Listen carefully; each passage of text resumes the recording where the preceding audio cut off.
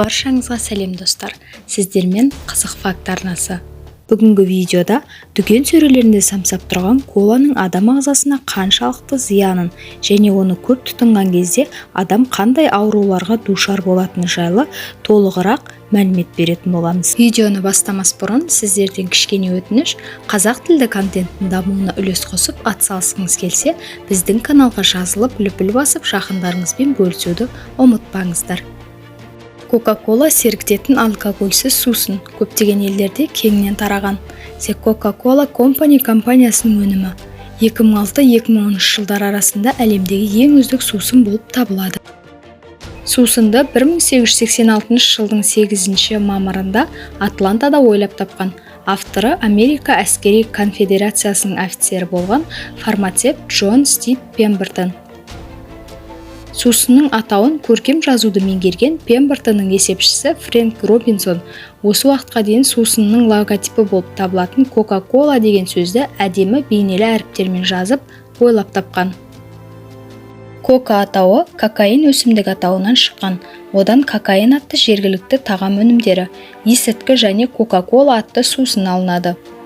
Coca-Cola'ның негізгі ингредиенттері кок жапырағының 3 бөлігі және кола тропикалық ағашының бір бөлігі.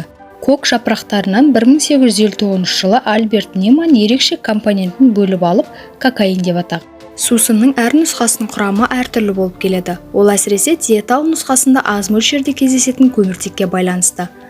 Классикалық нұсқадағы Coca-Cola'ның құрамында қант, көміртек диоксиді Е290, бояғыштар қант коллері Е150, кармазин Е122, орта фосфор қышқылы Е338, кофеин және табиғи хош иістендіргіштер кіреді. Кола тропиктік Африкада өсетін ағаш түрі. Кейбір түрлерінің жемістері медицинада, ликер және Coca-Cola сусынын жасауда қолданылады. Дәрігерлердің пайымдауы бойынша Coca-Cola әсіресе балалардың бас сүйегіне, ойлау қабілеттеріне орасан зор зиян келтіреді.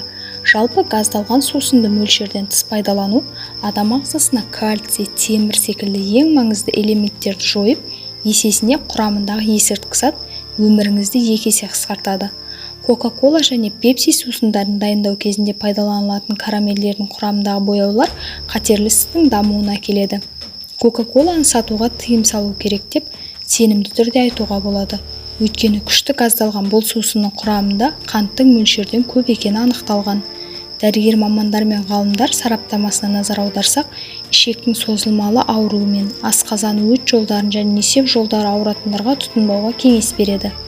Адам денесіндегі гормондардың түзілуіне кері әсерін тигізіп, жиі қолданғандықтан шамадан тыс семіруге әкеледі. Жас адамдардың ағзасына әсері күшті. Қан қысымын көтеріп, жүйке жүйесінің ауытқушылығын және ойлау қабілеттерін отырғызып тастайтында қасиеті бар екен. Сусынның құрамында қан айналымын баяулатып, аққан ауруына әкелетін жасанды бояғыштары бар. Coca-Cola'ны көп ішкен еркектердің белсіздік кеселіне шалдығу қаупі бар.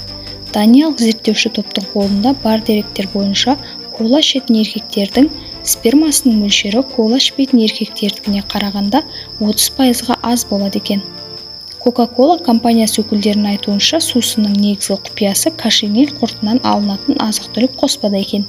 Әдетте оның құрамына қант, кока ағашының жаңғағы фосфор қышқылы, кофеин, карамель, көмір қышқылы қосылады деп көрсетіледі. Енді өндірушілер сусынның түсін өзгертетін бояу ретінде қолданылатын кошемел құртының еш зияны жоқ деп елді сендіруге тырысады. Дегенмен Coca-Cola'ның адам ағзасына келтірер залалы күннен күнге дәлелденіп отыр. Сусын құрамындағы карамельдің шын мәнінде қоңыр қызыл канцерогендердің қосындысы екені анықталған. Кола өндірушілердің карамель деп жүргені үй жағдайында қантты ерітуден алынатын тәтті емес. Coca-Cola'ның карамелі аммиак, сульфид және шекерді реакциялау барысында пайда болатын адам ағзасына зияны орасан сұйықтық. Бұл қосынды бауыр және қалқанша безі рагының өріс алуына жол ашады. Coca-Cola компаниясы шығаратын 4 өнімде жасанды карамель пайдаланылады. Ал оның екеуіне аммиак қосылатынын білген вашингтондық ғалымдар дабыл қағуда. Түркияда оның жасалу жолын білгеннен-ақ коланың әкелуіне мүлде тыйым салынды. Бұл сусынды ақш-тың солтүстік штаттарында жол полициясы авариядан кейінгі асфальттағы қанды жуып кетіру үшін қолданады екен. Коланың құрамына фосфор қышқылы кіреді, ал ол тырнақты түгелімен ерітіп жібере алады. Егер бұл сусынға бір тілім етті салып жіберсе, 2 күннен кейін ол тіпті жоқ болып кетеді. Егер кола адам тырнағын, шикі етті, киімдегі, тіпті асфальттағы дақтарды кетіре алатындай күші бар болса, ендеше ол адам ағзасына қаншалықты зиян екенін өзіңіз пайымдай беріңіз.